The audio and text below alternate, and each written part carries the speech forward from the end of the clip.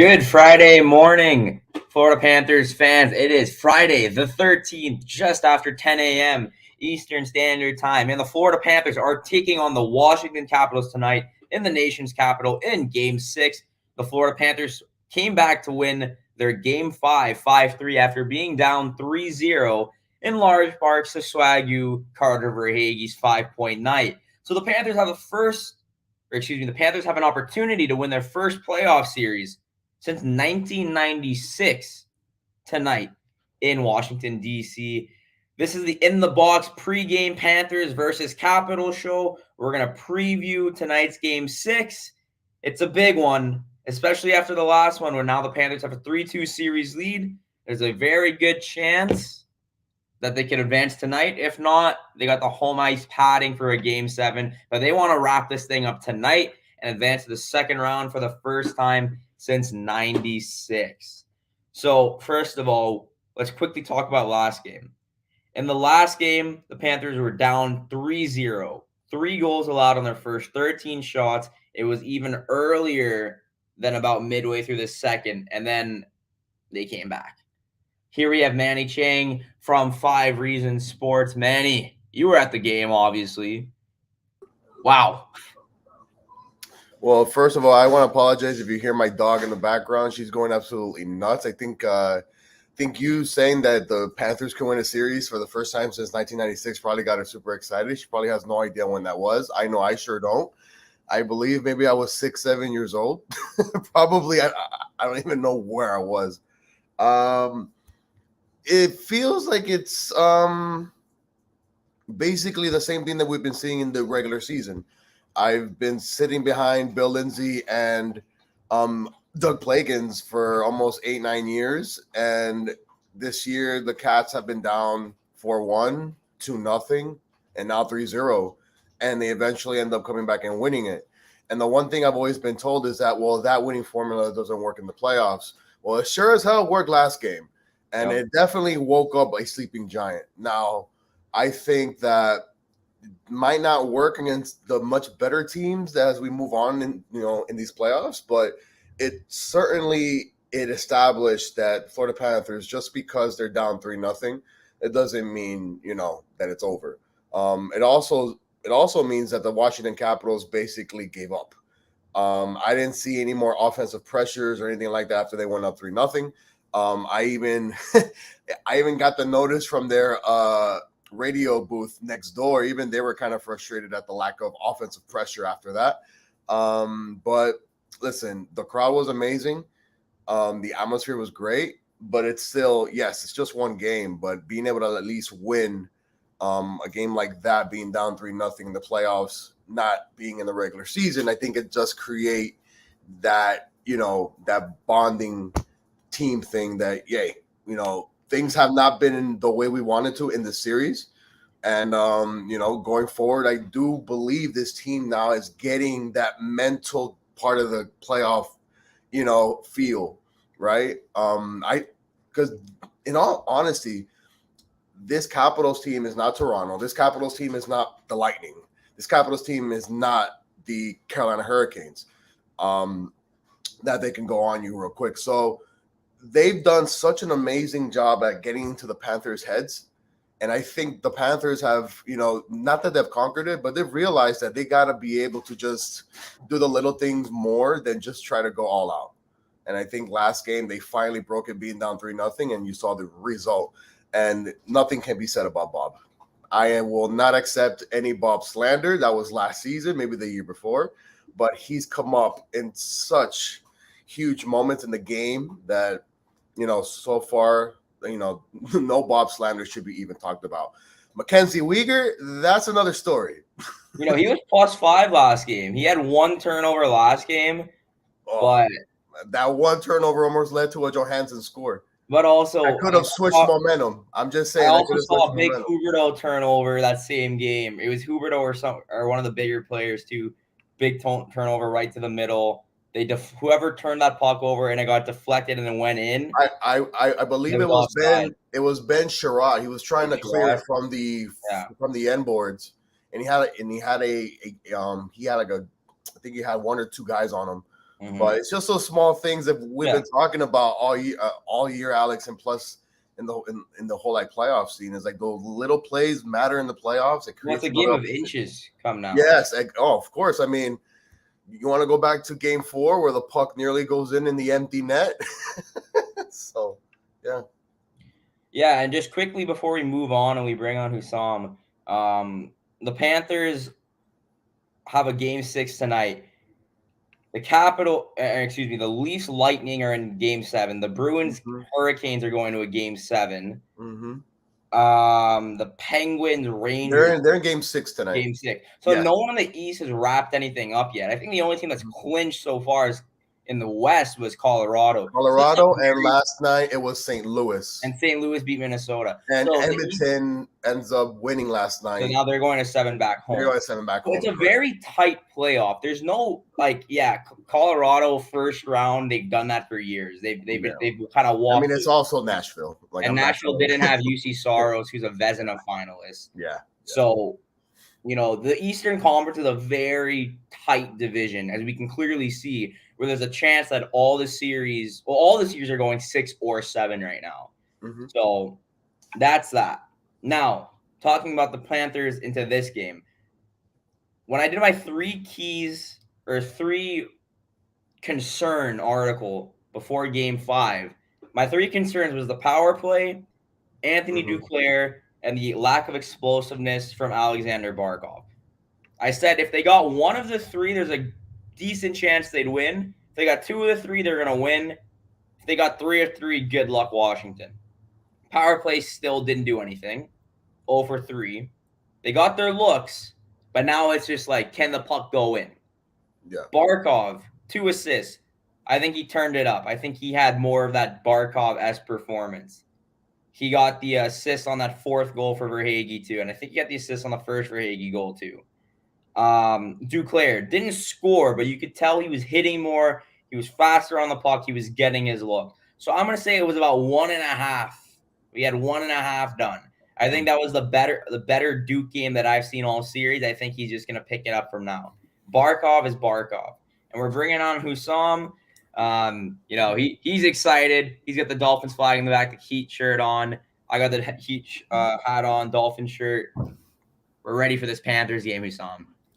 I am, man, and I'm glad I came in when you're talking about some of these Panther struggles because I just reposted an article from my man Samuel Shetrick from the Around the Block Network, just detailing, what has been going on with this Florida Panthers special teams. And of course, look, man, as you said, the Eastern Conference is a dogfight, and it's a dogfight of a first round. Look, we're up 3-2, and it's been far more competitive than a lot of people have expected, right? And throughout the first 5 games of these series, the Panthers are 0-16.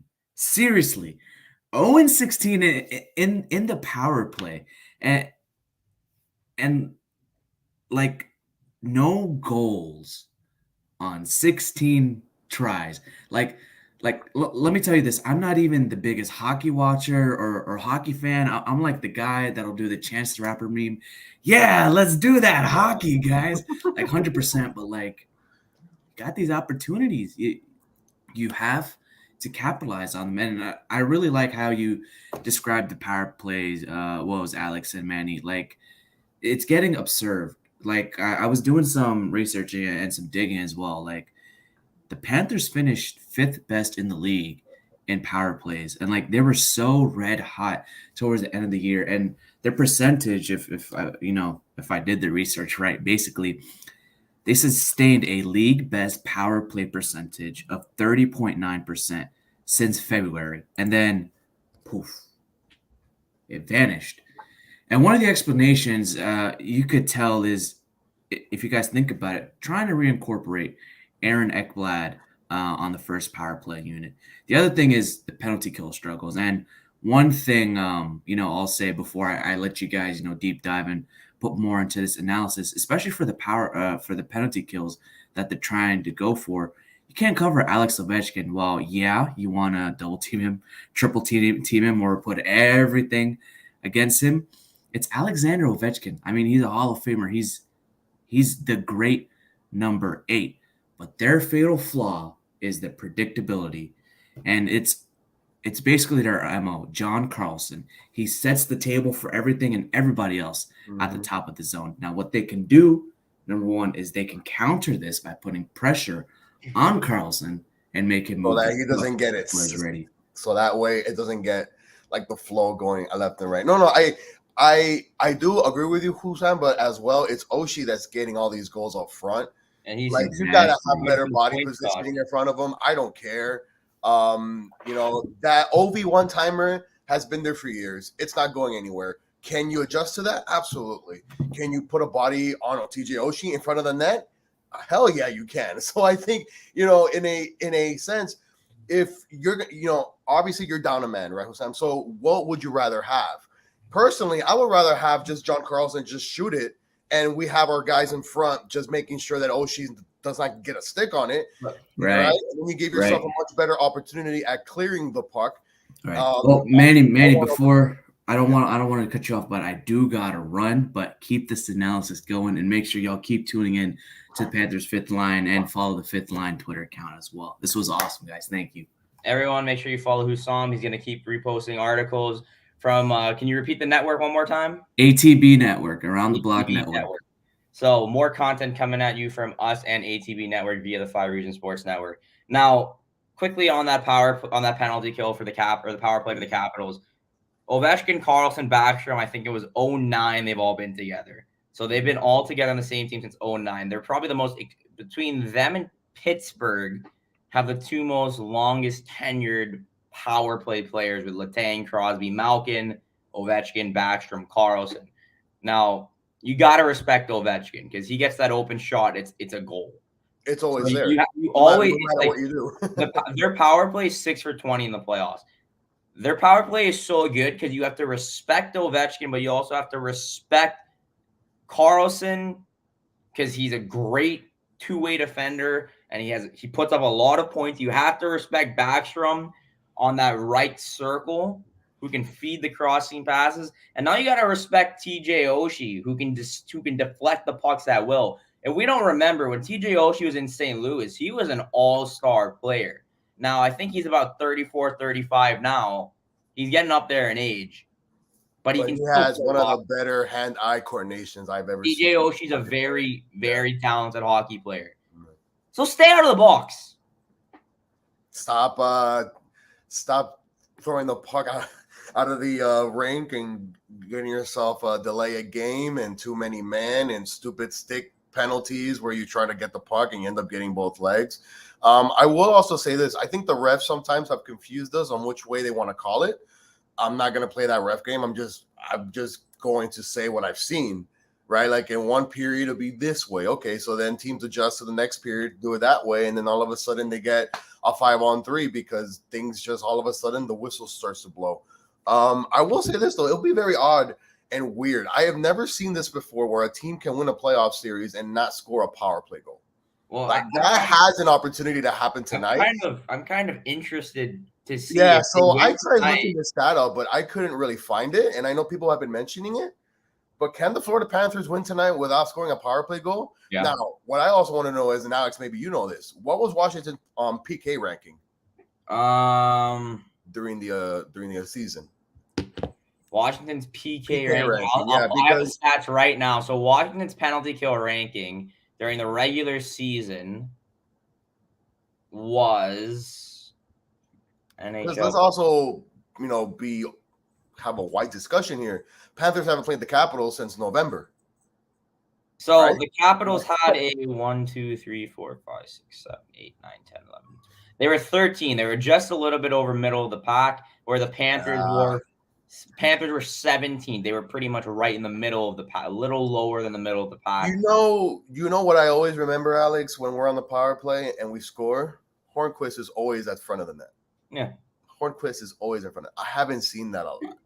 I'm not exactly sure if they want to just make sure that their first line is the one to get it going. At times, I believe it's too hesitant. And when they actually do shoot the puck, it's off target.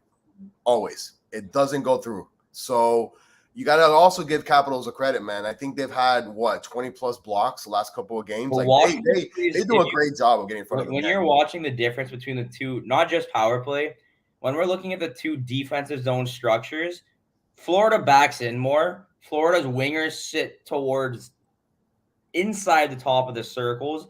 They're playing a tighter gap down low, trying to get that turnover for a transition and get the stick in the lane there, which opens the point.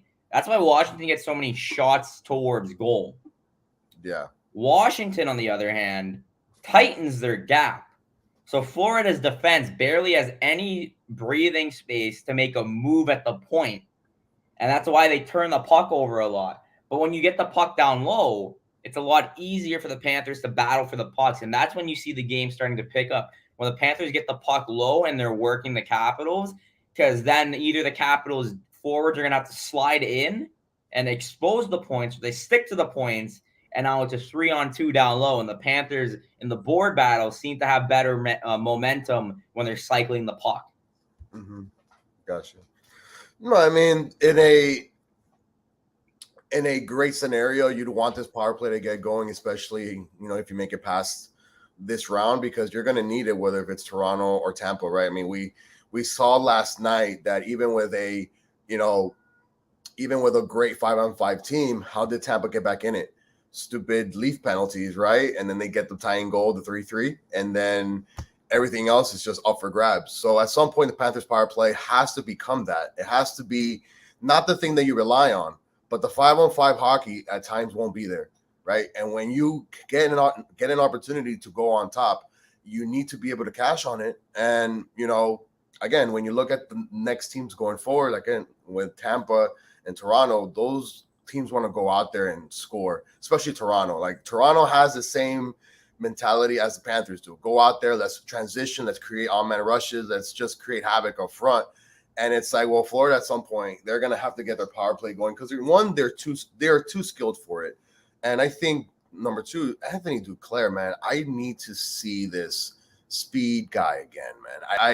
I need to see that guy where it took one step of stride into the zone and just drew everybody to him, and he just created play after play. I think it's just he's either pushing it too much, or maybe Washington's doing a much better job at knowing if they close out his lane, right? They want others to take shots or things like that. I mean, geez, like they left Patrick Hornquist basically by himself last game for a breakaway, and thankfully he scored. Yeah. Right. But let's not get away from what the main player has been in this series.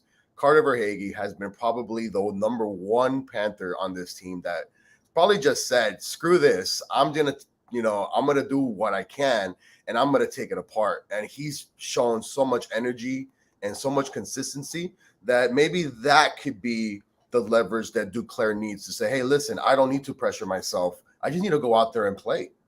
Right. So well, on Verhaeghe, first of all, 5 points last game. It was 3-0. That building was dead. Dead.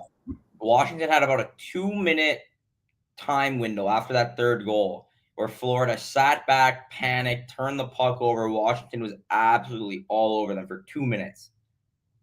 Then there was a little bit of time where it was kind of up in the air, and then that goal came. And that goal came, a little bit of life came back in the building, just a little bit. And the second goal came, and that roof almost blew off. Down 3-2. They felt it coming. That third goal came from Reinhart. Or is it Reinhart? Yes, I believe. Yeah, Verhaeghe drove the net. It was Bennett, Reinhart, Verhaeghe. Reinhart scored, Verhaeghe, Bennett assist. It was Carter Verhaeghe's momentum that kept the Panthers alive, kept the crowd alive, because that crowd was quiet after that third goal, rightfully so. And then the fourth goal came, and our David Eversole tweeted a video where Carter Verhaeghe back-checked, lifted the stick. I think it might have been an odd man rush of a Capitals player. Turned, fed the puck up in transition, and then they scored the winning goal. So, Carter Verhaeghe. So let's move into these keys for tonight. My first key, keep Carter Verhaeghe going. He's hot, 10 points in 5 games, leads the team in playoff points. He's that guy. So Just keep putting him out there, and he's going to keep doing his thing. That's my key. I would probably say score first. Mm-hmm. I think you basically start up the game.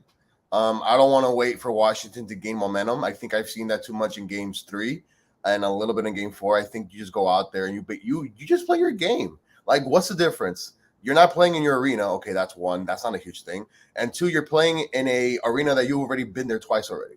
Like, just go out there and play your game. Score the first goal. Now, if you're gonna go out there and start throwing the puck into the stands and giving this team extra power plays, I mean, you are basically then giving yourself no shot. And I'm sorry, I can't see this Panther team right now being down 3-0 and all of a sudden, yes, they did it in New Jersey. There's a huge difference between doing it in the regular season in New Jersey and then doing it in the playoffs against Washington. Yeah. Just go out there and score first. Grab the momentum first. Put them on their backs. They're the ones that are bound to be eliminated today. It's not you, right? So just go out there and play your game, score first, and just gain some opportunity on those, at least put shots on goal on the power play to create that. I think in the first 2 or 3 power plays last game, there was too much movement, and I think Bill Lindsay said it best. Sometimes when you're not shooting the puck on the power play, it just creates that image in your head that maybe you can't really, you really have to do, other things. Just shoot the puck on net. See if Samsonov. Listen, there's been juicy rebounds all over Samsonov the whole series, right? So that thing right there just crashed the net, and maybe it becomes where the Panthers finally get a goal on the power play, and maybe it comes out of Anthony Duclair. I mean, that right there would solve huge things that we've been questioning for the last 2, 3 games or so. Can Duke come back and be the player he is? Can the power play be going? If that power play can score a couple goals tonight, I think it creates that boost again that going forward you can definitely build off that. But again, I think it's just to score first. The Washington to me is that veteran team that is not as skilled as you, but they try to get in your head. I feel like after last game, the getting in the head stuff, I think it doesn't work. And I think Peter Laviolette is one of the best strategic coaches I've seen in this league quite some time. I think tonight, though, he might want to bend things a little bit by not doing his style, because obviously his style, it would have won game 4. His style would have won game 5. It did not occur, correct? So I think at this point, you're now desperate, right? I'm sure Ovi's like, dude, I don't care what happens tonight. Put me out there 40 minutes. I'm not going out like this. So. Look, Washington's really good when they start the game because they like to come out playing kind of that older school hockey. They come hard. They play a good team formation. They like throwing the body. They like getting momentum early. Florida has not necessarily been a 60-minute team. They've been like a 25, 30-minute team this season where their legs are going the whole game, but they really like to turn it up when they're down. But if you get a 2-goal lead tonight, you get 2 quick ones, it can turn into game 2. Where you're just absolutely in the driver's seat. You take the momentum out of this building. This Panthers team doesn't drop leads often, and they do not drop big leads often either. So get up front. I agree with that. Also, a lot of rebounds. I've noticed that a lot too. If you work the puck down low a little bit, shoot for a stick or something on the power play, the puck's going to sit there, and that's when you use the man advantage to your advantage. And you try and get the puck off the rebound because you're not always going to snipe a goalie in this league, especially when that team's running that PK formation and they're clogging the lane. Just get the puck to net. Yeah, no, I think it's all that are great points. I think we've seen that when the Florida Panthers play their offensive game, it's gotten Capitals very lopsided. Like all of a sudden you basically start to see them create those, have those mistakes that they were trying to do to us. And it's quite clear that Ovi doesn't want to spend time in his zone, right? He doesn't want to spend wasteful time trying to go after guys from point to point. So again, just create that pressure, score the first goal, get the crowd out of it, right? Like get the crowd out of the game real quick. I have faith in Bob. I think I said this already. I will not accept any Bob slander for so far. I mean, the man has been literally probably the only player besides maybe Carter Verhaeghe that's kept it on a consistent level every single game. So just go out there and score first, put the pressure on them, get the crowd out of it. finish this, man. Like, what? It's the first time that the Panthers could win a series since 1996. I mean, I was 6 and 7 years old. I don't remember much. Alex wasn't even born. Husam wasn't even born. I don't even think Ethan knew that hockey even existed down here. All right, so let's go ahead and win this already. Yep, Panthers are going to win tonight. Sergei Bobrovsky's going to be the MVP because he's wearing Kodak Black's chain right there. Oh, I believe Kodak made the trip again, I think. Yeah, I mean, he's been at the last couple of games, so respect to him. He's loving it. We walked by the ice last night or 2 nights ago, and he was on the ice playing with the stick and the puck, loving it. So good to see some Broward County representation here.